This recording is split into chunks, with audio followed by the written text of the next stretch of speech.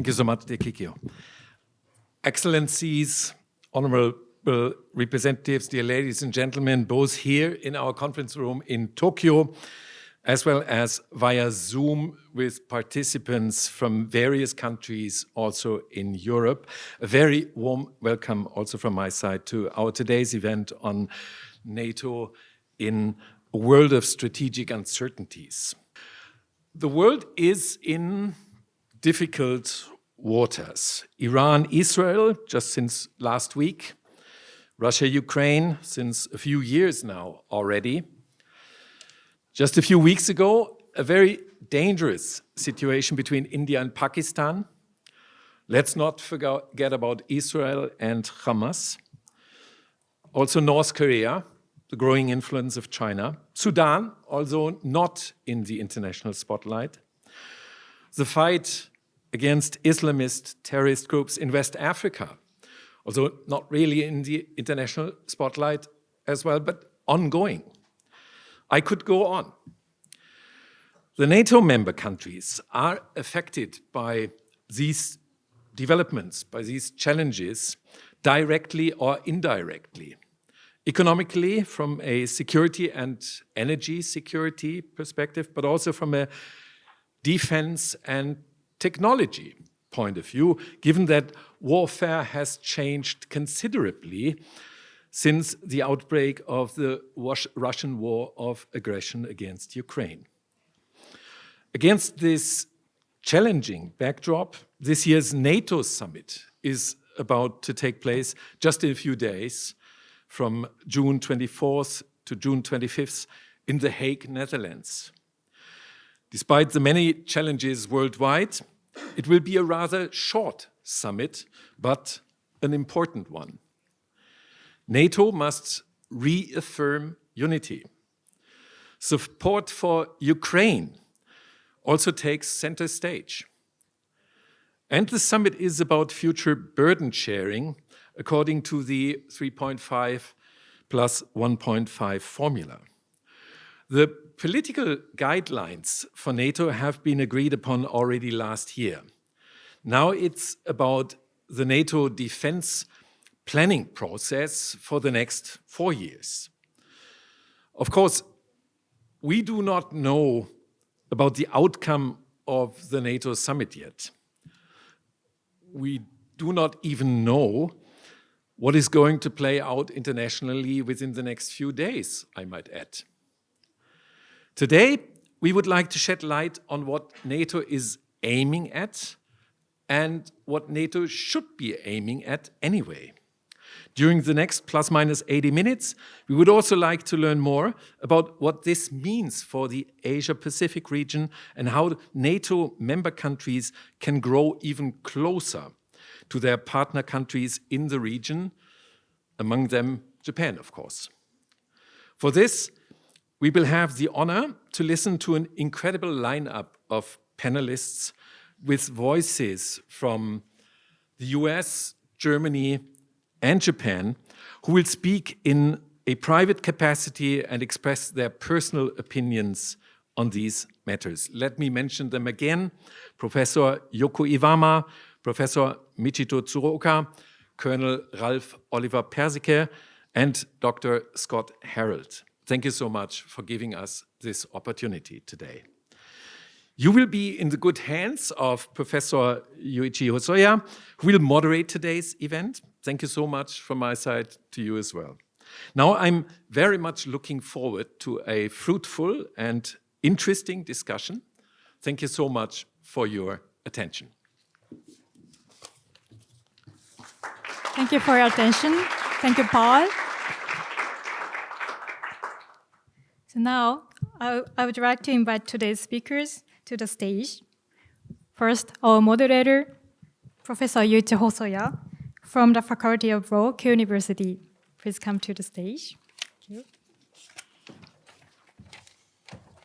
Next, our panelists, Professor Michito Tsuruoka from the Faculty of Policy Management, Keio University. Please come to the front. Professor Yoko Iwama from the National Graduate Institute for Policy Studies. Thank you. Colonel Ralf Persicke, Defense Attaché at the German Embassy in Japan, and Dr. Scott Harold, Senior Political Scientist at RAND and Professor of Policy Analysis at RAND School of Public Policy.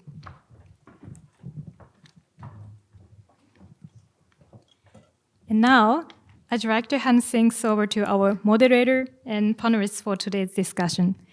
Hosoya Sensei, the floor is yours. Well, thank you very much indeed, Taguchi-san, for your kind introduction, as well as Mr. Paul Linard for your wonderful opening remarks. I'm very delighted to be able to moderate today this session with so many distinguished panelists on the stage.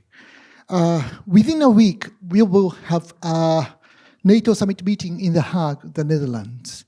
And this year's NATO Summit will be special in many ways. Of course, we are seeing more wars in the world ongoing. At the same time, after the arrival of the President Trump in January, some experts began to mention that we are seeing the end of NATO as we knew. Of course, we do not know yet how the NATO will be evolved after the summit meeting next week. But at least we can also say that NATO can be regarded as the most successful military alliance in the world history. So we know the both strength and the weakness of the current Atlantic Alliance. So today, I'm very delighted to be able to learn many things from today's panelists. So first, I'd like to ask Professor Michito Tsuruoka to start your opening remarks. Could you start your presentation? Thank you very much. Thank you very much. My name is Mr. Tsuruoka. I'm teaching at Keio University. So thank you very much for the kind introduction, and I'm very pleased to be here this afternoon. So I think as a first speaker, that my role is to put a couple of important the policy agenda items in a broader context of the evolution of NATO and evolution of NATO-Japan relations. And first thing that I need to mention, I need to emphasize at the outset is that the NATO is now in an era of great power competition. So NATO as a regional alliance in the Euro-Atlantic region is mainly about countering Russia. So the deterrence and defense posture of NATO is needed more and more in the face of a threat from Russia. So NATO is now very much committed to forward defense. So it is about defending every inch of NATO territory. And that is very much relevant to Japan as well, because Japan, of course, also wants to defend every inch of the Japanese territory. So the notion of forward defense is something that the NATO and Japan share between us, and also the NATO needs to pay attention to China as well. So since 2019, the 70th anniversary summit in the UK, that NATO has been talking about China. So it's already not very new, but now it's a sort of established thing for NATO to talk about not only China, but also the NATO's engagement in the Indo-Pacific region. So countering Russia and addressing China, so this is very much NATO's agenda in an area of great power competition. And also we need to think about the fact that NATO is now in the Trump period. So I very much remember that I visited actually Berlin last March twice, and that was really a tense period. So it was just after the Trump-Zelensky fiasco, and the Europeans were sort of panicked that the people were saying that we were betrayed by Americans. So there was a very apparent the crisis of credibility. But what is quite interesting from my perspective is that now talking to various Europeans, particularly European officials, that some of them are now saying that things are now getting better. So compared to early March, the period. So one of the reasons, if that's really the case, that one of the reasons I think is that the Europeans are now very much committed to increase defense budget, and the Americans are getting more happy about that. And so I think some of you remember what Secretary Hexas talked about this on the occasion of the Shangri-La dialogue, just I think 2 weeks ago or so, and he literally said that it's a bit of surprise. He literally said that it's hard to believe. He said that I'm saying this, and he was saying that the Europe is now a newfound example, that Europeans are now stepping up on defense, and it's a newfound example for Asian allies to follow. And he literally said, even Germany is committed to 5% of GDP on defense. So in this context, that's a way the even Germany sort of phrase might be a bit tricky for this audience and in this context, but still, it shows that my impression is that the Trump administration is sort of pleasantly surprised by the seriousness of Europeans to step up and to increase defense budget. So that is really an interesting situation. But 5% of GDP, so 3.5% on core defense budget plus 1.5% on security-related things like cyber defense and infrastructure, resilience. So assuming that the NATO is going to announce this 5%, so 3.5 plus 1.5 formula, then there's going to be a serious question for Japan. Because back in 2022, when the Kishida government was in the process of making a national defense strategy, national security strategy, the LDP, the Liberal Democratic Party, was saying that the NATO's 2% of GDP on defense target as a reference for Japan. Yes, 3 years ago it was reference, and now assuming that NATO is going to talk about 5% or 3.5%, then if Japan is not going to see that as a reference no longer, then we need to explain why. And also that we are saying that China is a bigger threat, but Europeans in front of Russia are paying 3.5% on defense. But how can you make a great argument why 2% for Japan is enough? I cannot think of any convincing argument why that's possible. So this is really something that the Japanese need to think about in the wake of the Hague Summit, assuming that the Hague Summit will be successful in announcing 5% new target.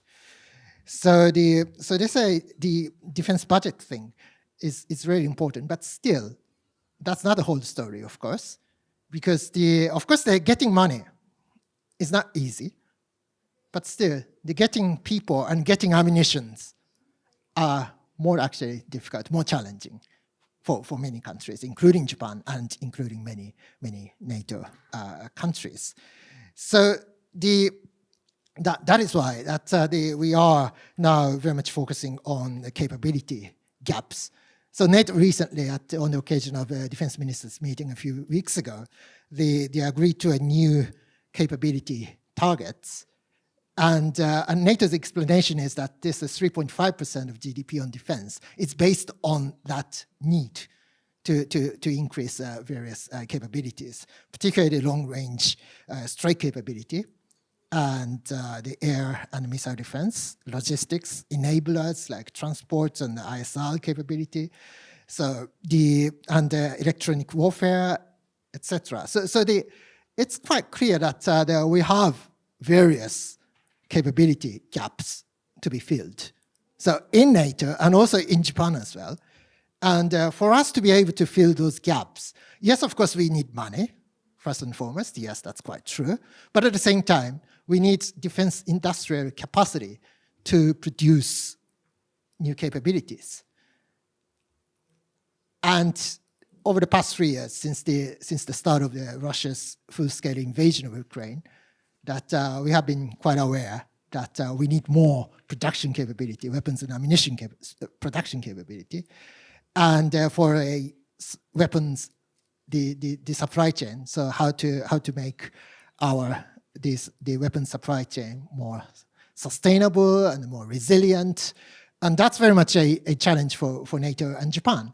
And that's exactly why when NATO Secretary General Mr. Rutte came here, he showed a lot of interest in working more closely with Japan on defense industry and the equipment. So this is really a common challenge. So and even for this, the United States is also very much facing this problem. So the production, when it comes to production capability, the US needs more. And that is why the US is very much interested in working more closely with Japan on shipbuilding and other things. So the defense industrial capacity issue, that's really a huge challenge. And of course, money is important, but still, we need to go beyond just talking about money. And finally, just one more point I wanted to say today is that the emerging new core challenge for Japan and NATO, which is about deterring, preventing simultaneous military contingencies in Europe and in the Indo-Pacific region. So if something really serious happens over Taiwan, for example, then the US will have to focus a lot on this region. But if something really serious happens in Europe first, then the US might have to focus on Europe. And that will have huge consequences to this region. And if something really serious happens first over Taiwan, then that will have serious implications to US posture in Europe and in other parts of the world as well. So that is why we need to prevent simultaneous contingencies in Europe and in the Pacific region. And that is why it's in Japan's interest to help deter Russia from invading NATO countries in Europe, and vice versa. It's in Europe's interest to help deter China from invading Taiwan, because Europe will be affected by what takes place in this region, and Japan will be affected by what takes place in Europe. So this is a deterrence agenda. I think it's going to be more important. That doesn't mean that I'm sort of dismissing the importance of practical cooperation that NATO and Japan have been doing. So like peacekeeping, women, peace and security, maritime security, cyber. This practical cooperation remains important, but the stakes are much higher than just the series of practical cooperation. So the deterrence, I think, should be on the central stage of NATO Japan and NATO Australia, NATO Korea cooperation in the coming years. Thank you very much. Thank you very much, Professor Tsuruoka, for putting many important items on the table. Let me move on to the second panelist. Our second panelist is Professor Yoko Iwama. Professor Iwama is, like Professor Tsuruoka, Japan's leading expert on the NATO and the European international relations. So the floor is yours, Iwama-sensei.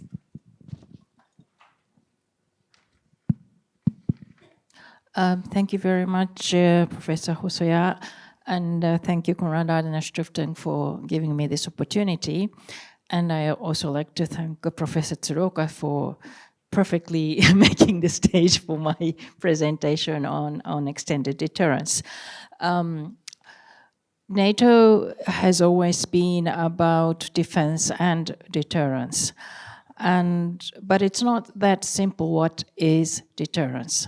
So I have been studying a lot over the history of NATO deterrence posture, and during the Cold War, it relied very much on nuclear weapons, a lot of emphasis on tactical nuclear weapons, Relatively little emphasis on conventional capability, although there were increasingly meaning put on the conventional capability, and then very little weight put on ballistic missile defense. And this had its strategic and ideological backgrounds, why it was in this combination.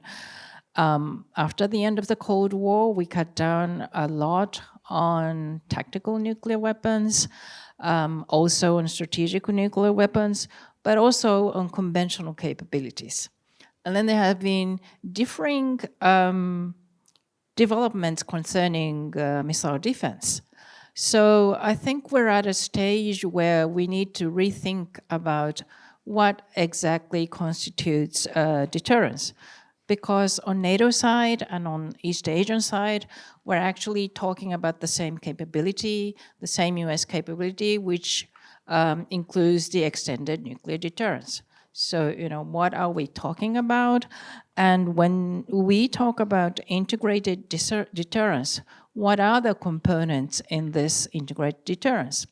The trend in Biden years was that they put much more emphasis on conventional capabilities, plus missile defense, combined with the continued existence of American nuclear capabilities. We're in a different age currently, I think, partly because of the developments that's happening in Ukraine, and with seeing developments of lots of new capabilities, and we're seeing a lot of air raid and also a lot of air defense playing out in front of our eyes. And so that's been leading to sort of rethinking about defense and deterrence in NATO. So NATO recently has announced its integrated air and missile defense policy. And so we're going one step further. There seems to be much more to be integrated, but I think we need to discuss on both sides of the alliance what is meant here and what capabilities do we really need to strengthen. So one thing that I have noticed that is the increasing emphasis that have been put on air defense. This was intentionally de-emphasized during the Cold War. We had the ABM Treaty, and we thought it relatively wise to remain, well, not we, but the Americans and the Russians thought it relatively wise to remain mutually vulnerable. That is no longer the case. I don't think people value vulnerability anymore. They value to be protected, and they value to protect the cities. So there's increasing emphasis put on air defense. I think NATO Secretary General announced to increase the effort on air defense for 400%, was it? And so I think there's a huge shift happening here, and it shows that the tolerance on destruction of the cities, the casualties of civilians, is much lower. However, the recent warfare also demonstrates that air and missile defense can never be perfect. There will always be missiles that get through, and we're witnessing that today, yesterday in Israel. And, one of these could have nuclear warheads. So the nuclear deterrence remains the ultimate backbone of the deterrence of both NATO and Japan-US alliance. As political situation changes, questions are being asked. Is the American extended nuclear deterrence still credible? This question has always been there. It has been center of my research, and this has led to many ideas like nuclear sharing in NATO. And recently, US and South Korea has been trying to develop different institutions to deal with the credibility of extended deterrence. But I think it is very likely that this discussion will go on. What kind of nuclear capabilities is needed, and who is best to possess these capabilities. So the question is actually very acute also in East Asian theater. I think a lot of you is aware that South Koreans have been raising the question, possibility of nuclear sharing or stationing of American weapons, nuclear weapons on the Korean Peninsula. Well, in case of East Asia, I think we have a different geostrategic conditions. Many of the scenarios likely in this region would play out in maritime theater. We have a dispersed island geography to station the alliance assets. So at least the discussion in Japan has evolved in a repeated call for the development of tactical maritime nuclear capability, which has never existed in the European theater. So this is an interesting point to be brought up from the Asian partners. The last sea-launched tactical nukes were the TLAMN, Tomahawk Land Missile Attack Missiles Nuclear, which were retired between 2010 and 2013. Currently, the US is thought to be on their way to develop SRCMN, sea-launched cruise missile nuclear, which is actually very much discussed amongst the Japanese specialists. Here actually the Europeans and Asian discussion should be converging, and there have been discussions about extending either UK or French deterrence to some sort of Europe-wide capability. But are the capabilities that UK and France currently possess really suited for the deterrence in current age? I mean, that equally applies to the American capabilities. They have relatively neglected the tactical capabilities. Is the current posture really suitable and credible for the 21st century? I think we also need to discuss, UK and French strategy of the posture of minimal deterrence based on the strategy of massive counter-value attack. Is this still credible in our age? So nuclear sharing is another topic, and that has been land-based because of its development history in Europe. And discussion here in Japan has been that it would be desirable to have some sort of nuclear sharing or maritime system, perhaps submarine-based cruise missiles. Now, this has never been tried before, and I'm sure there will be lots of technical challenges. But I think this should be the part of discussion when we discuss what kind of capability is needed both in European and Asian theater. How should a desirable deterrent look like, and who should be the ones to possess these capabilities, and how should the partners be part of the designing and decision making of these capabilities? Thank you very much. I'll stop here. Well, thank you very much indeed, Iwama Sensei. Our next panelist is Colonel Ralf Persicke. He is currently defense attaché within the German embassy in Tokyo. The floor is yours.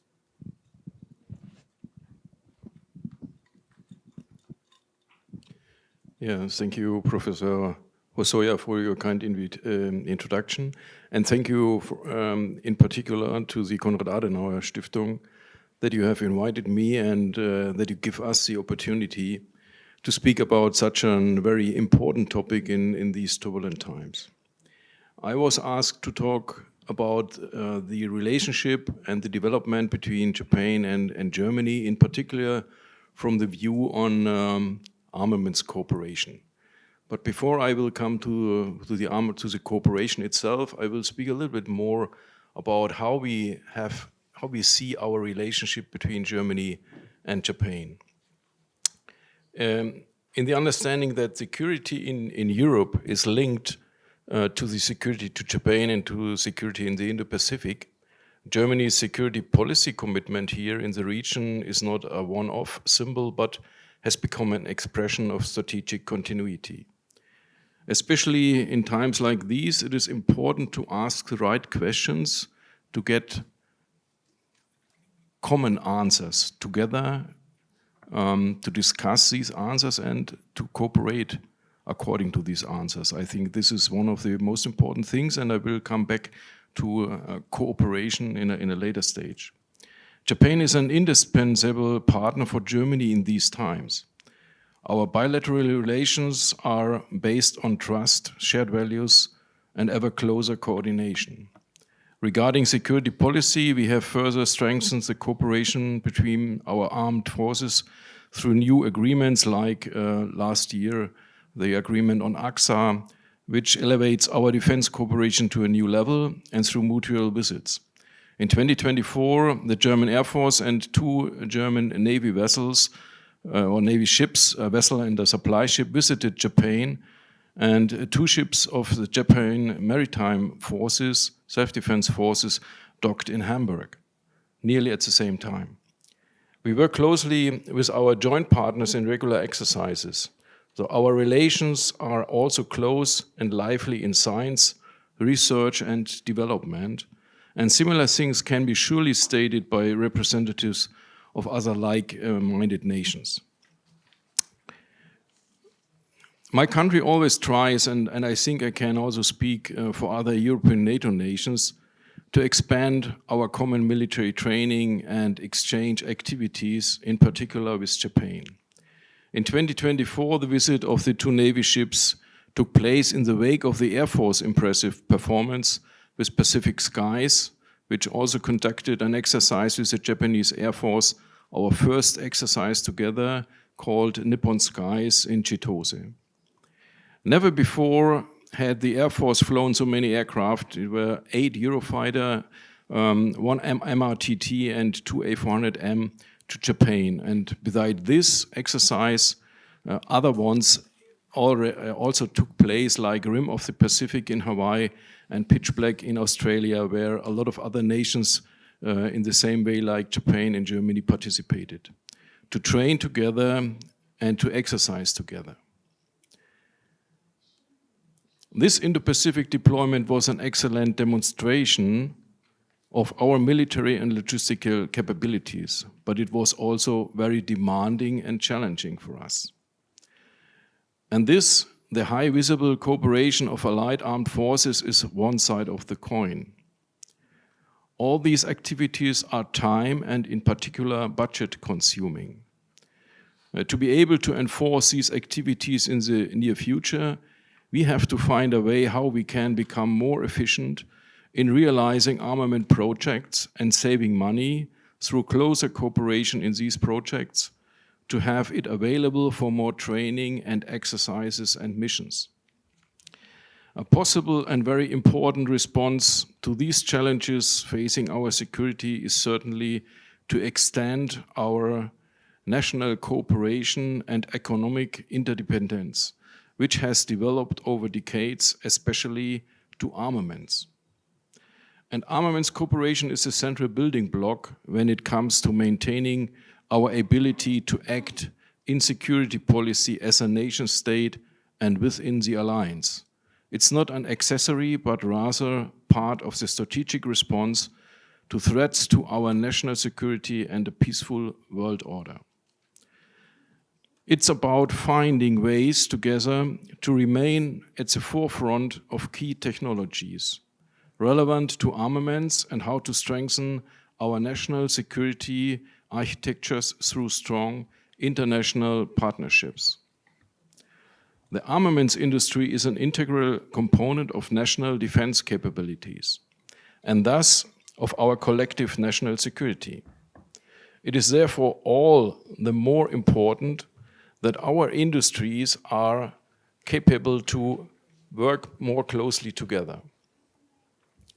Of course, in competition, yes, but also where it makes sense, pursuing cooperation and advancing flagship projects that clearly demonstrates the solidarity of our states in security policy, even to the outside world. This takes time and persistence on both sides, and we, Germany, want to be part of that path. And in fact, we have already been on it together for quite some time. So since 2013, with the support of the Ministry of Defense and Economics, to both countries, the German Chamber of Commerce and Industry in Tokyo hosted the annual German-Japanese Defense and Technology Forum, a bilateral forum platform that brings together government and industry to exchange, explore, and build.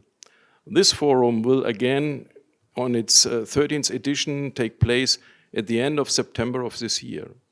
For many years, it was the only regular and institutionalized point of contact in our bilateral defense relationship. And in addition, formally, we are already on track. All necessary agreements, like the agreement concerning the transfer of defense equipment and technology from 2017, the agreement on the security of information from 2021, are in place to enable cooperation in field of armaments between Japan and Germany and our industries. Now, there's only one step missing.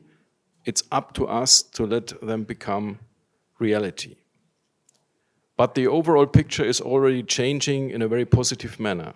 The Japanese defense exhibitions are becoming increasingly international and important, creating new incentives for German companies to come to Japan, meet their counterparts, and explore what forms of cooperation might be possible.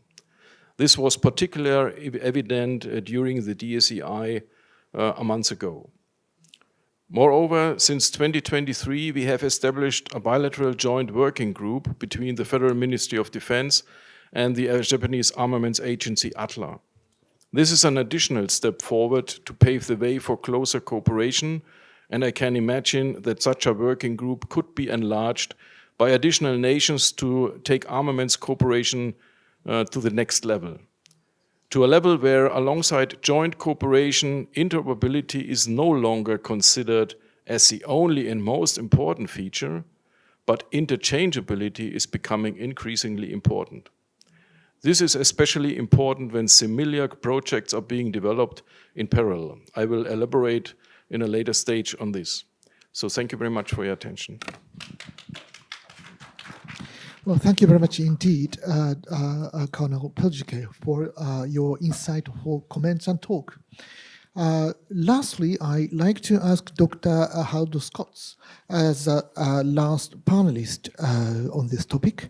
Dr. Harold had been within the government, US government, until recently under the Biden administration in charge of East Asian security affairs. Thank you, Hosoya Sensei, and thank you to Konrad-Adenauer-Stiftung also for giving me this opportunity. Let me just start by reiterating, unfortunately I have to say this, my remarks are personal only and do not reflect those of the RAND Corporation or any of our sponsors.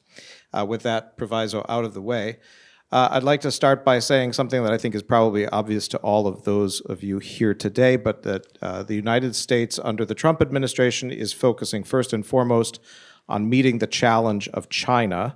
And my remarks today will focus primarily on what European NATO states, together with Japan, can do to meet that challenge. I think Indo-Pacific nations, most notably Japan, have recognized that, as former Prime Minister Kishida said, the fear exists that Europe's today could be Asia's tomorrow. And for their part, European nations, which, as my panelists have already noted, have long been increasing their attention to this region, as French President Macron said recently, are now focusing their efforts further to develop, quote, new coalitions among mid-sized powers. And so today I would like to just unfold, I think, 6 challenges that European NATO states, together with Japan, can try to help focus on to meet the challenge that China poses. So the first and most urgent challenge that China poses to this region's security, and frankly, the world's security, is the possibility that Xi Jinping and the Chinese Communist Party might conclude that they can succeed in coercing Taiwan through the use of force. So an outright attack on Taiwan is the first challenge. A second possibility is that China might provoke a conflict in the South China Sea, either with a claimant state like the Philippines, bringing in the United States and possibly other countries, or by a direct attack on a US or other nation that's trying to operate in the South China Seas militarily. The third challenge that China poses that I see is China's no-limits partnership with Russia, enabling Russia's outright war of illegal aggression against Ukraine and potentially other parts of Europe.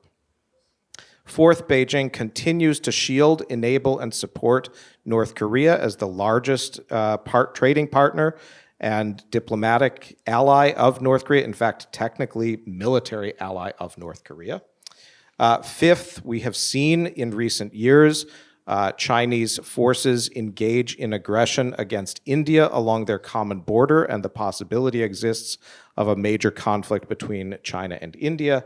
And sixth, the possibility that China, in its race to achieve artificial general intelligence, might achieve some form of insuperable military, economic, or other technological advantage that would be akin to the nuclear revolution, positioning China to dominate this region and potentially the world. So I'll briefly unfold some of the ways that I think European nations can partner with Japan to meet some of those challenges.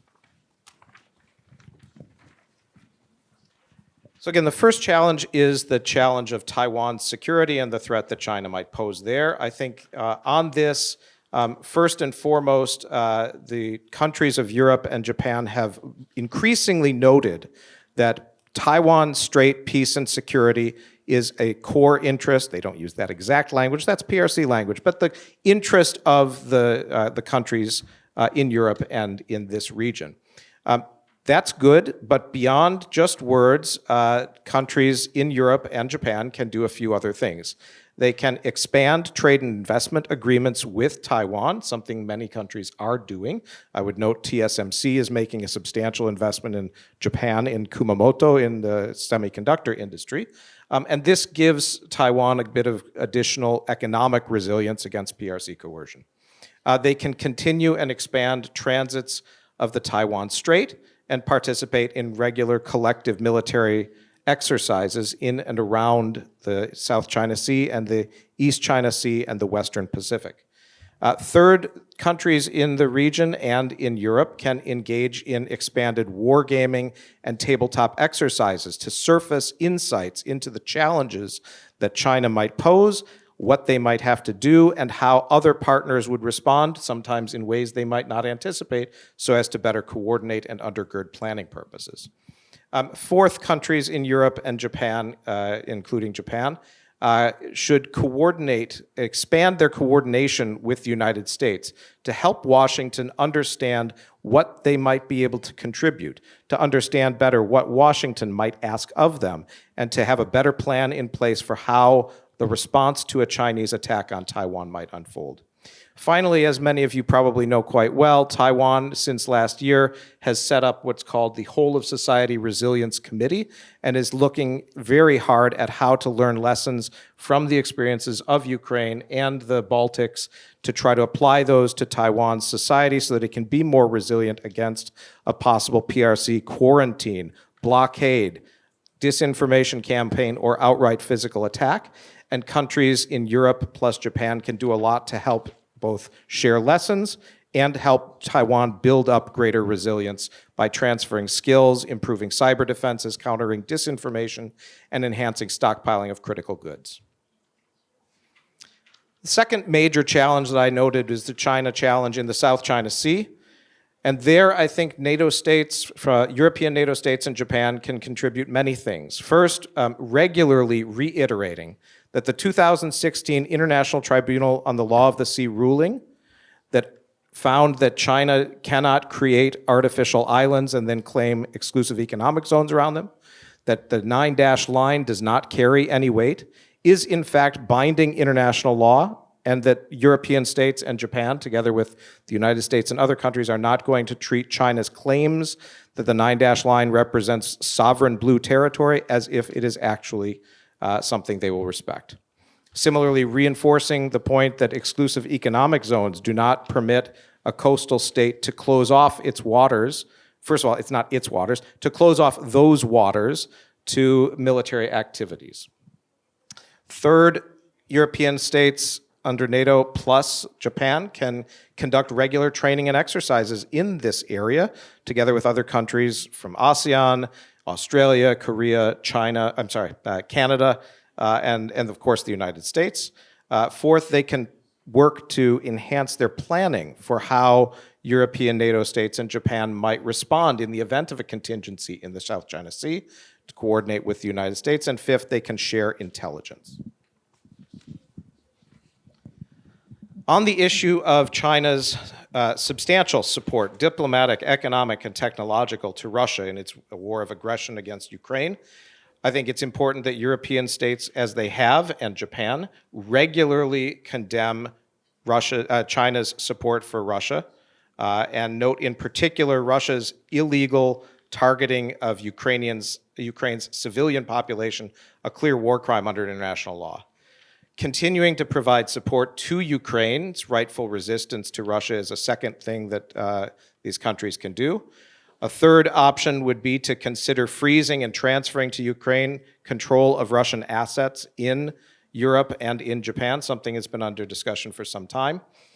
And fourth, I think it's important for Europe and Japan to regularly message the United States, probably quietly and not publicly, but to help Washington continue to gain insight into how Europeans and Japanese think about this, in particular about the question of whether or not speaking softly to Moscow is a strategy that might encourage Moscow or Beijing to conclude that they can conduct aggression without facing consequences from the United States. In other words, making sure Washington knows that there is a demand signal from European capitals and Tokyo for Washington to speak up vociferously in condemning Moscow's aggression. The fourth issue was China's support for North Korea, and there I think there are a number of things that European states can do together with Japan. First and foremost, strongly encouraging Washington to remain actively on the Korean Peninsula. I'm sure many of you have tracked that there are possibly ongoing debates about whether or not U.S. forces Korea should be removed, and it's important for European capitals and Tokyo to clearly message their position on that, as well as how they think removal of U.S. forces from Korea might affect their own security. Second, these countries can offer continued support to South Korea through United Nations Command and United Nations Command Rear, which is stationed here in Japan, to signal that South Korea is not going to be abandoned by the UN sending states, and that Japan recognizes the integral nature of its commitment to supporting South Korea's security. Third, I think it's important that these countries work together to close off efforts by North Korea to garner economic resources, whether that's through cyber or through at-sea bunkering of oil. And finally, to encourage the new Lee Jae-myung administration in South Korea to follow through on President Lee's comments that he plans to prioritize and continue prioritizing U.S., Japan, South Korea cooperation insofar as it advances South Korea's own security.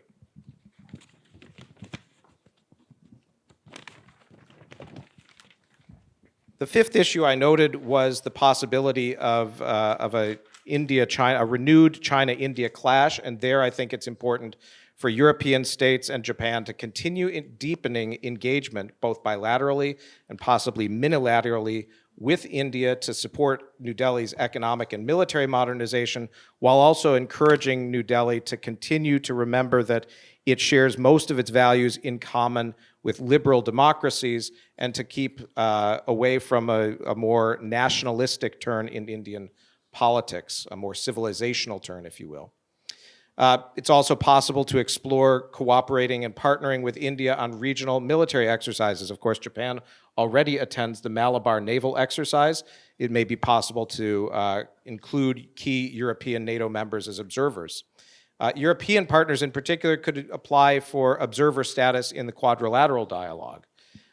It should be the case that all countries message China that aggression on the Sino-Indian border would carry severe consequences for their relationship with China. It's important to support India-Pakistan dialogue and to message New Delhi that avoiding escalation will be important. And finally, to coordinate with the United States and to make clear to the United States if European states and Japan, as I believe they do, think that an active US role in South Asia is important. The final point I'll make is that China is racing towards artificial general intelligence as a priority, and this would be a potentially very risky and dangerous future to live in if China gets to a groundbreaking, world-changing technology before the rest of us. For that reason, I think European NATO states and Japan can do a few things. They can support transparent and responsible advanced artificial intelligence, things that are already being pursued under the Bletchley Park Initiative organized by the UK, and more recently, Japan's advancement to that under the Hiroshima AI process. They can close off European and Japanese markets to untrustworthy PRC AI products, which are already, China closes off its market to US, European, and Japanese artificial intelligence products. It makes enormous sense to close off our markets to China's products, such as DeepSeek R1, which has already been shown to produce very dangerous results, like how to make a better Molotov cocktail, how to craft malware, and also provides returns like, it's not the Senkakus, it's actually the Diaoyu Islands. It's also important to coordinate on export controls on semiconductor technology to China, which will restrict the PRC's ability to build the most advanced AI chips, and to coordinate on other elements of supply chains, such as data, energy, critical minerals, and computing power. And finally, to explore cooperation with US AI firms as well as US AI safety regulators to avoid the possibility of AI that slips beyond our control or is used by malign actors for dangerous purposes. In conclusion, I'll just say that I think European NATO members and Japan share common values, a common set of threat perceptions, and a commitment to a shared rules-based international order. And they represent an enormous asset for the United States, and for that reason, the United States should prioritize cooperating with these valued allies and partners. Thank you so much. Well, thank you very much indeed, Dr. Harold, for your quite lucid, persuasive accounts on China challenges that we all now are facing. Then I'd like to use the next 30 minutes for panel discussions, followed by a question and answer session. And before that, I also like to ask participants online to use question and answer function of the Zoom to provide us some questions or comments. I am also told to add a few comments on the panelists' remarks. So let me use a few minutes to put a few questions overall. Well, I first of all like to mention that I like to mention two perhaps biggest challenges that the NATO is now facing, and also the two biggest challenges that the NATO summit of this year will not touch upon. So it means that panelists, you do not have to respond to my questions. I mean, the two biggest challenges are, number one, the possible Russian invasion to NATO member states in coming years, perhaps the Baltic states or Poland. There are some comments even made by some intelligence officers on the future possibility of Russian invasion to some countries. I do not expect that Russia would make overall invasion to any one country. Maybe Russia would use some kind of gray zone operations, as we saw in 2014 in Crimea, to perhaps reject the invocation of the Article 5 of the North Atlantic Treaty. Once it would not be invoked, there will be some doubts, uncertainty about the commitment of the NATO to defend the country. But of course, the hurdle is quite high for any one country, including, of course, the United States, to start a war with Russia. So that would be more political rather than military in seeing those events.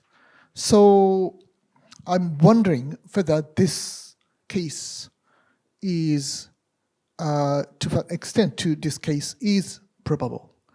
My number 2 question is the possibility of the United States leaving the NATO, the alliance. Of course, that possibility is even smaller. But at the same time, in 1966, we remember that France actually left the military organization of the NATO while remaining within political community. So once again, we do not expect or predict that the United States will lead the North Atlantic Alliance, because institutionally, United States is deeply actually embedded within the alliance. But at the same time, Defense Secretary Hegseth in Shangri-La, which Professor Tsuruoka mentioned, in his speech, there were many reassuring comments. But at the same time, in the beginning of his speech, he mentioned that his job is to create and maintain decision space for the President Trump. So that decision space means that it is not Pentagon, but President Trump who would make the direction of American commitment to the NATO. So in this way, maybe we have to prepare for some uncertainty that we will see in the future, in the coming years. So I, once again, like to say that you, the participants, panelists, don't have to answer to these quite tricky questions. But if you can provide us some insights, I would be extremely grateful. But I also like to ask each panelist to add a few more comments which you didn't mention, or to comment to the others' remarks. So because Scott, you are now holding a microphone, so I will ask the reverse order from Scott. I should have kept my hand down. Okay, on a possibility of a Russian invasion of a NATO state, with the proviso that, as you said, Yuichi, we can't know. But I do think that events over the last 3 or 4 days have really been front of mind for me, and I would imagine probably would also be for Russia. In fact, let's go back 2 weeks. What has Russia faced in the, let's go back a couple years even. What has Russia faced in the last couple of years? Well, in addition to the United States and all the rest of the free world mobilizing to support Ukraine, which did not fold like a house of cards, but in fact has really damaged the Russian economy and the Russian military, Russia has lost its Syrian partner. Russia's effective ally in Iran has lost Hamas and Hezbollah, and now Iran itself is under enormous attack. That is paired with the fact that a week and a half ago, the Ukrainians launched what must surely go down as maybe the most daring clandestine military operation of all time to destroy roughly 40% of the Russian strategic nuclear bomber force thousands of miles inside of Russia. In that context, I think Russia has to be wondering, are we really well positioned to take a bite at yet another country's territory when we haven't even succeeded in conquering Ukraine? Between Ukraine and the Baltics, for example, my impression, I'm not a Russia expert, but my impression is that Russian nationalists tend to think of Ukraine as more central to their grand revisionist claims than they do the Baltics. So it seems to me that there's a big challenge there for Moscow. In that connection, I'll take up your opportunity to pose a question in particular to Iwama Sensei, and that is, as we look at the challenges in technology and defense strategy, I did already mention Operation Spiderweb that the Ukrainians undertook using uncrewed systems thousands of miles from the front line, and to ask whether the advent of this new style of warfare using large numbers of attritable uncrewed systems means that IAMD, and I'm coming from the United States, so the foremost discussions we're having about IAMD right now are around the multi-billion-dollar, tens of billions of dollars of Golden Dome proposal that the president has put forward to build a national missile defense system, whether or not you see the Operation Spiderweb as invalidating, undercutting, or imperiling the wisdom of trying to build integrated air and missile defense systems to stop missiles coming in when the threat, to quote a US Hollywood movie, may already be inside the house.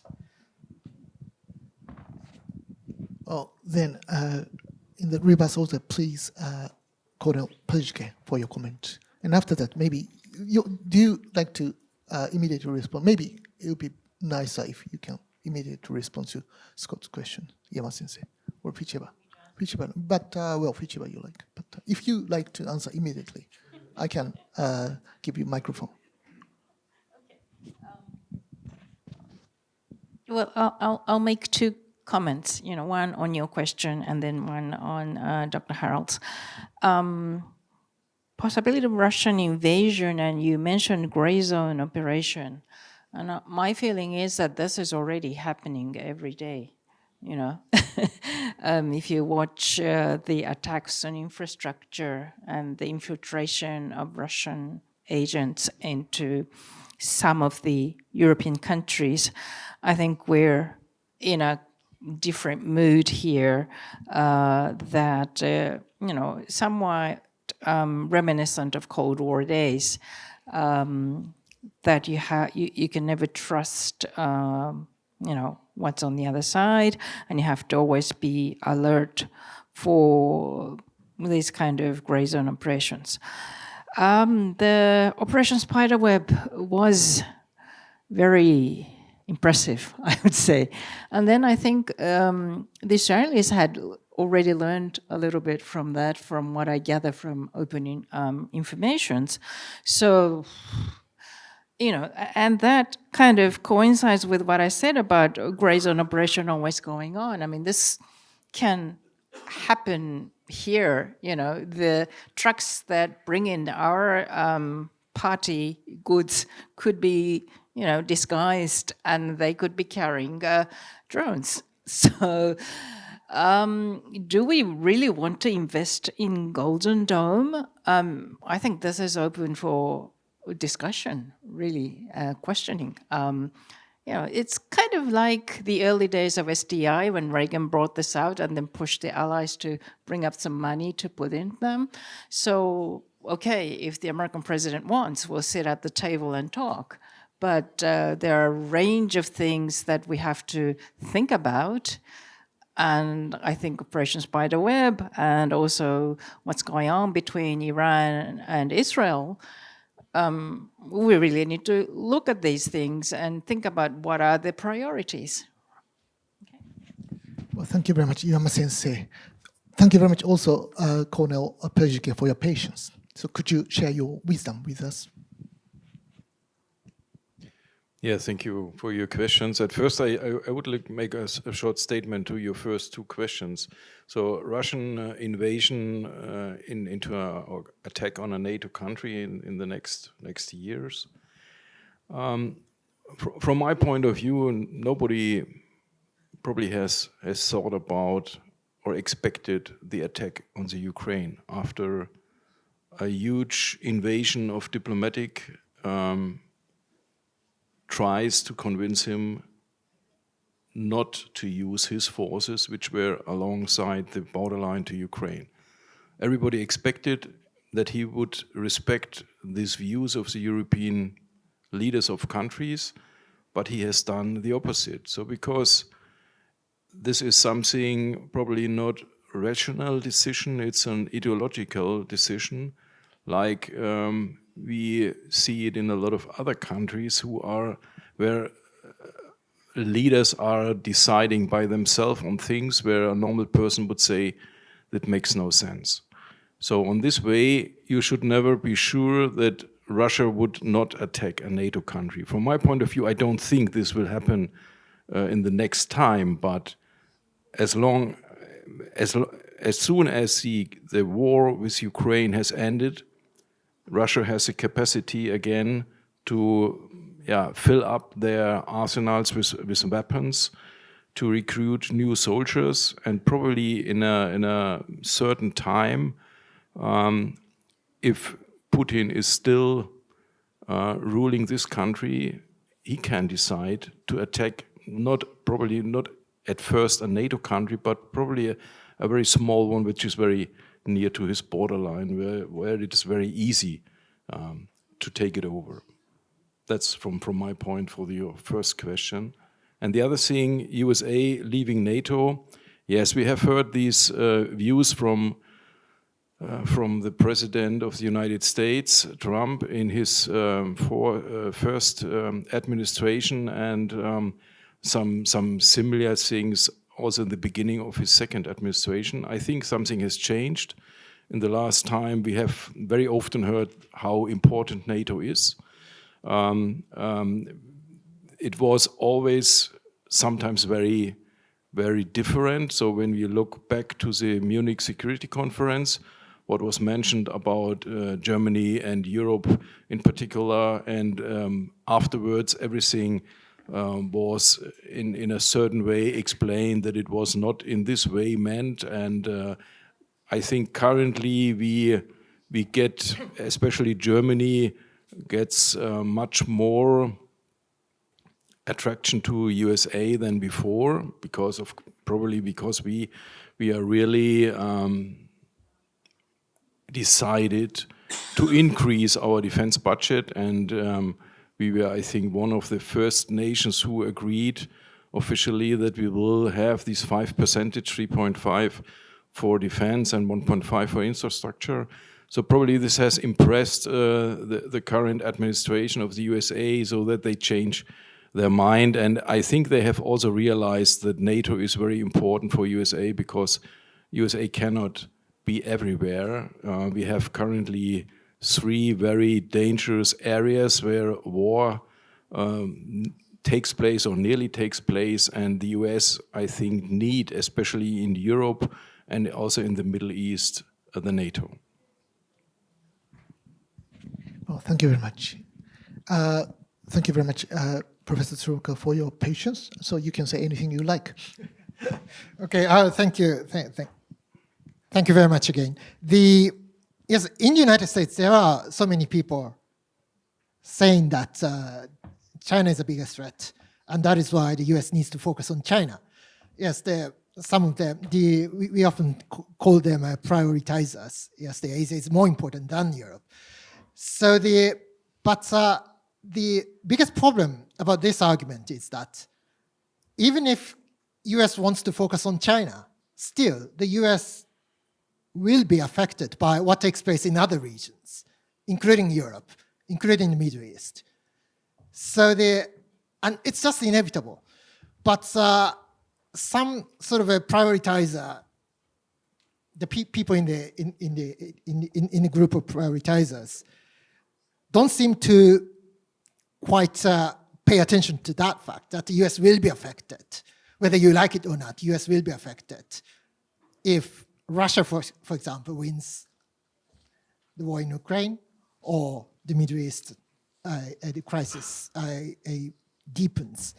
So I think the point here is that yes, it makes sense for Europeans to shoulder more burden, and Europe, by the way, is much bigger than Russia.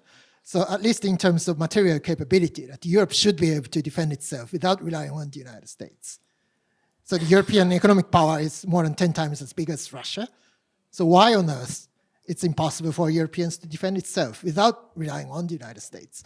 So it's a quite legitimate argument. So we often hear this sort of argument from the Trump administration, and it makes sense.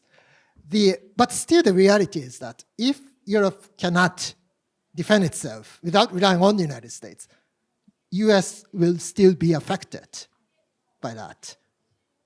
And that's something that the US still has to think about. And from that, in that context, if you read what Secretary Hegg says and other senior leaders of the Trump administrations have been saying, that I see that more and more realistic assessment of the fact that the US will be affected if Europe fails.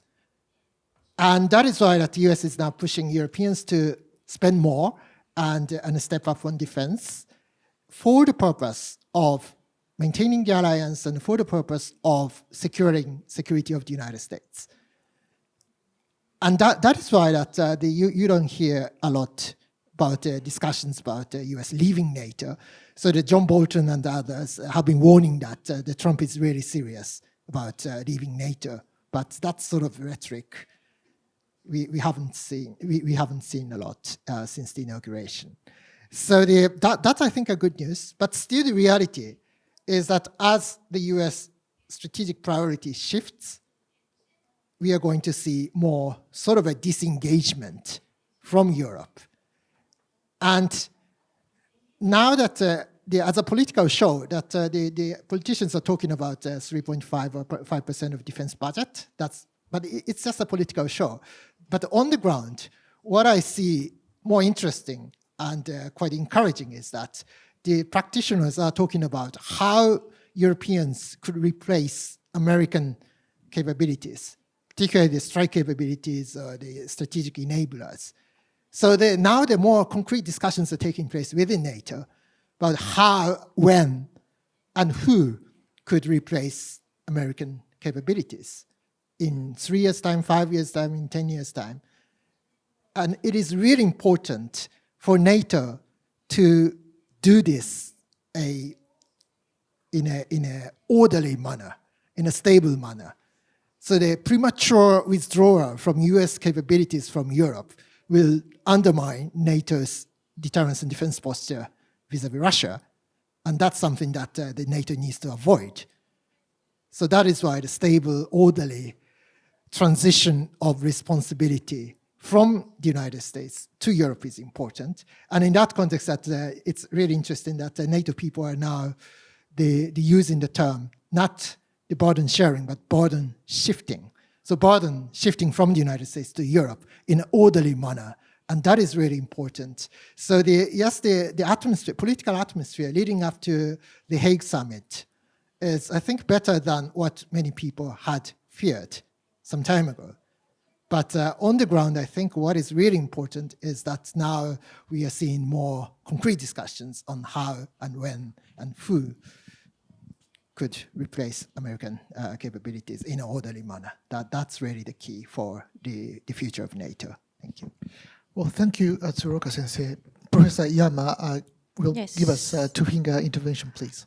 Just a few words to add to Professor Tsuruoka's comment on US leaving NATO.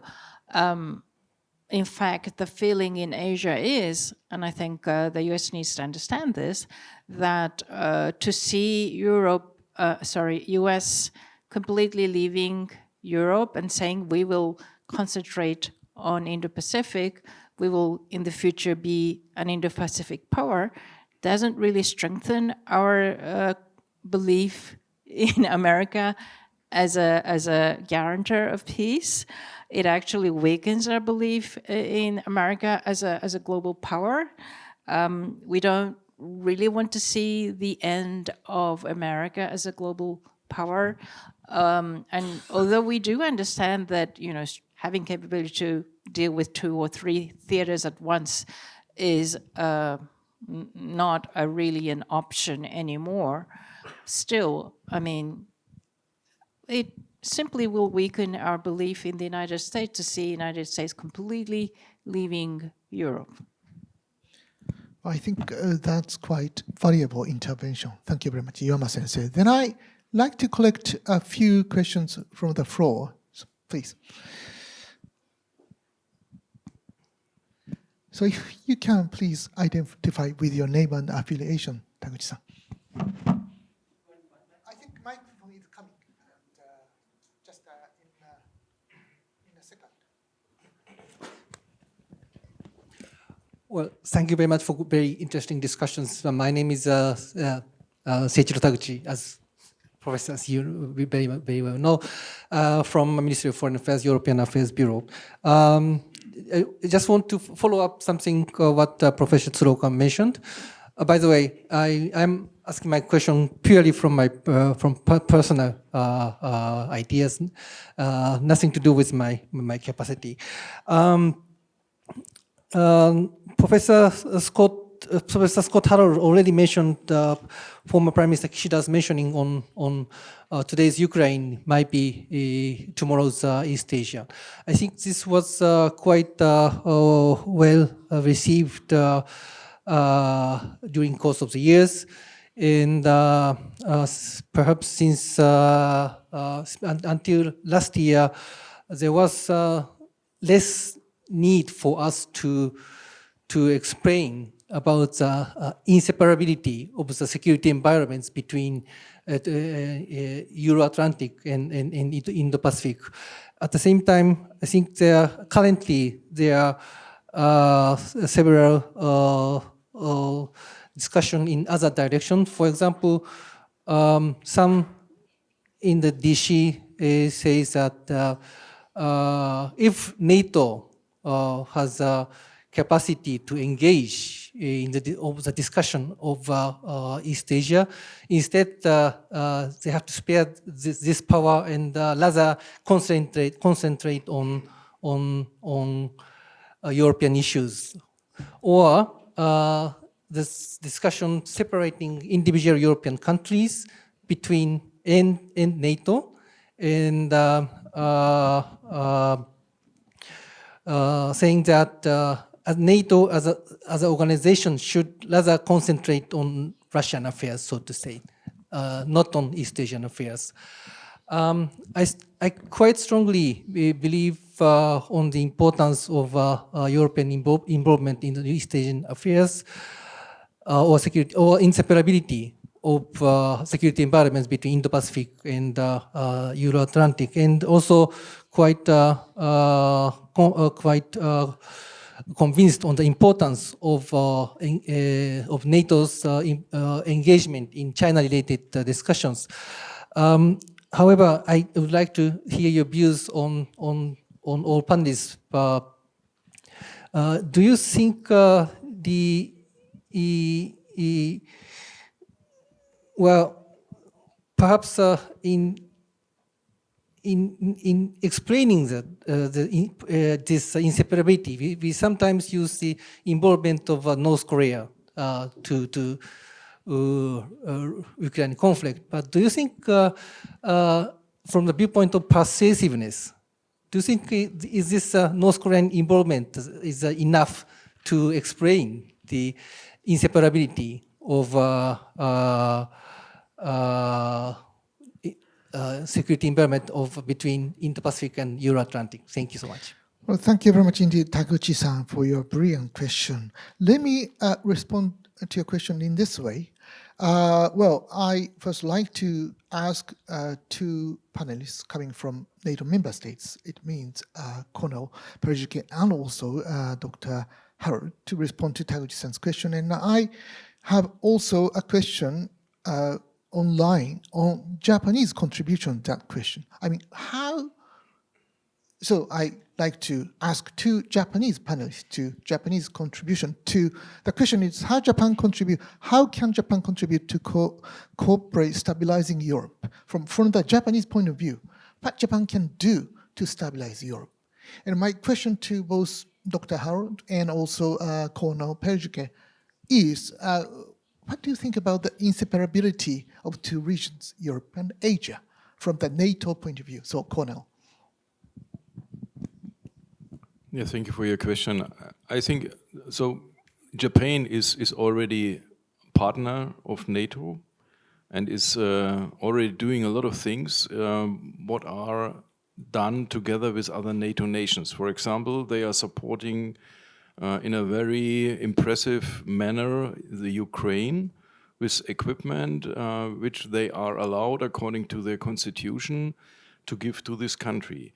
So they are participating, for example, the next summit is also the Japanese Prime Minister is participating.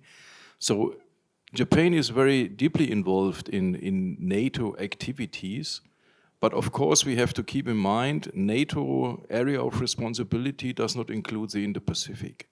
So this is something where also NATO nations who are participating here in operations, they mainly show their flag to show their common view together with Japan, being on the same way, having the same values, and giving some nations who are potential threats to these like-minded nations here in the Indo-Pacific a clear view where we are standing. That's the main, at least from the German side, the main intention when we participate here in exercises in the Indo-Pacific.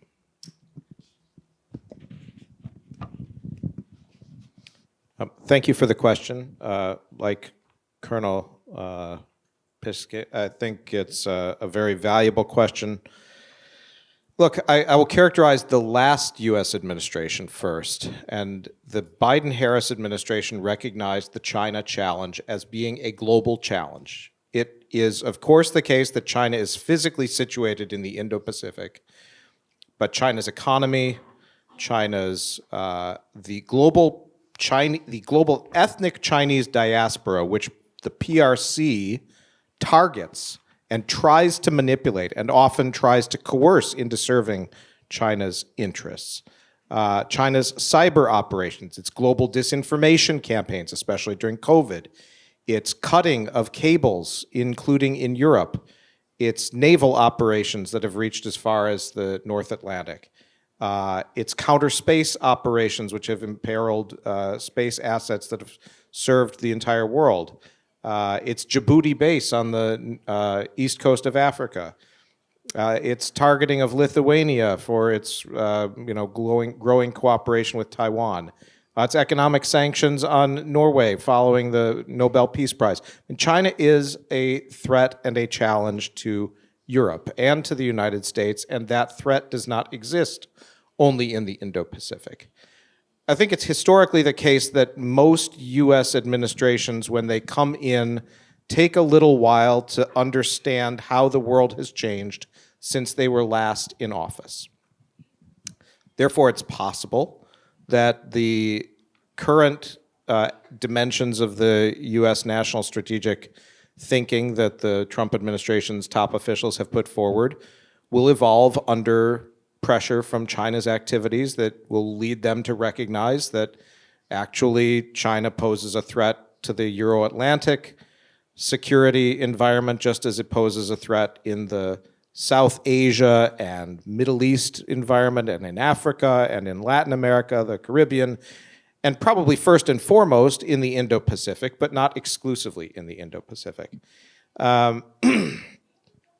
Moreover, as we look at Russia, a Eurasian power that is clearly a threat to Europe, but is also a threat to the Indo-Pacific.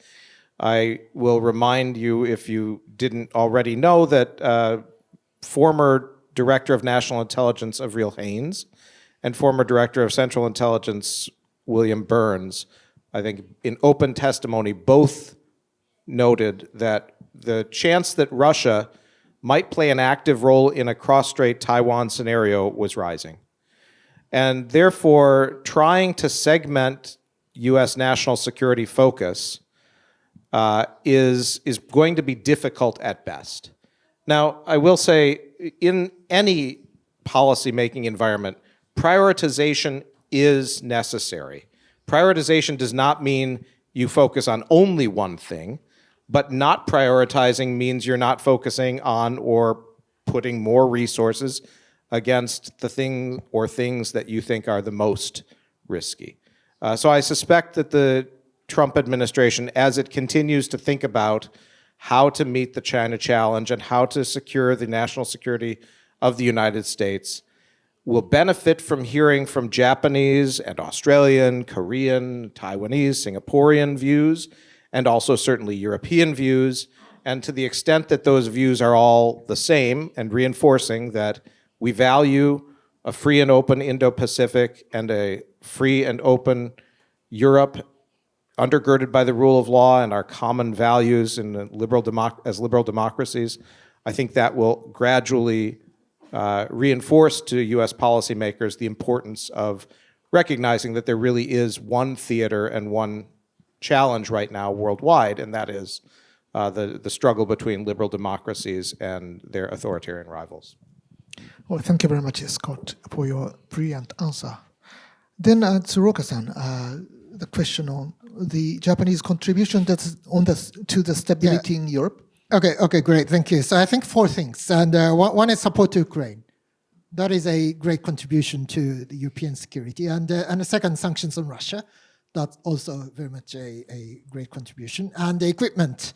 So the SM-3 Block 2A is something that the Japan and the US have been co-developing, and that is going to defend European air. So that's a great contribution. And also the defense, fourthly, that the defense industrial cooperation. So that is already taking place. So the GCAP, the Japan, UK, Italy, the joint development project for the next generation of jet fighter, that is really a great example of what the Japan's cooperation with European countries could bring about. So, and just a few words on the connectivity and the indivisibility of security between Europe and Indo-Pacific. I can say that we'll be all affected. And that is why we need to pay attention to what takes place in other regions, not only for Japanese, but also Europeans and Americans. So now that we are seeing that the conflict between Israel and Iran is erupting, and US is likely to put more assets and resources to the region, and some of those assets and resources could be shifted from this region to the Middle East. So we'll be affected by what takes place in other regions, and that is why that we need to pay attention to other regions. Thank you. Iwama-sensei, please. Yes, it's a fact that North Atlantic Treaty Article 5 will not be triggered by something happening here in Asia, or that US-Japan Security Alliance will be triggered by something happening in Lithuania, for example. But at the same time, I think we really share our risks. I mean, we had already started discussing about supply chains, economic security in the previous administration. I wish if this trade war is better formulated to enhance Western security, and then the strengthening of defense industrial base as a total of the Western world, I think needs to be addressed in not only in bilateral relationship, but also in NATO and EU-Japan forum. Information, cyberspace, all these things require us to join our efforts.